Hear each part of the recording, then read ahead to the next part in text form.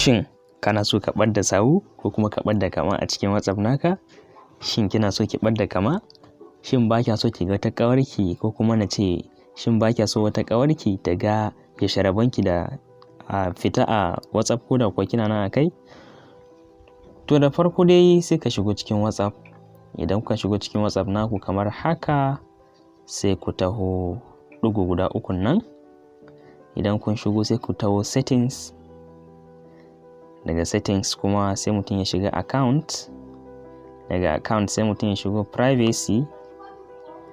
To a nan za ku ga wasu jerin giyar abubuwa kamar last seen. Wa zai gani shin kana nan online ko baka nan, kuma yaushe ne, in ma baka nan yaushe ne ka fita, shin kowa zai iya ganin wannan sirrin? To in ka sa everybody to kowa zai iya gani. To idan ka sa my contacts, wato yana nufin sai iya mutanen da ka saving layinka, ka saving nasu a layinka. Ba wai yanzu misali wani yana iya samun number ka amma kai baka da number shi, sai iya maka message. To shi ma yana iya gani ko kana nan ko baka nan. To in ka sa everyone har shi zai gani. In ka ce my contact to iya abokanka ko kuma ƴan uwa da abokan arziki wanda kake da layin su kaɗai za su gani. Amma idan ka sa nobody, to ba wanda zai iya ganin ainihin wato saƙonninka kenan.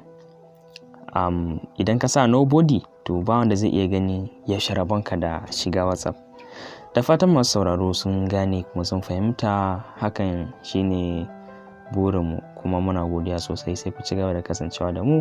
Kada ku manta ku danna alamar subscribe. Muna godiya sosai.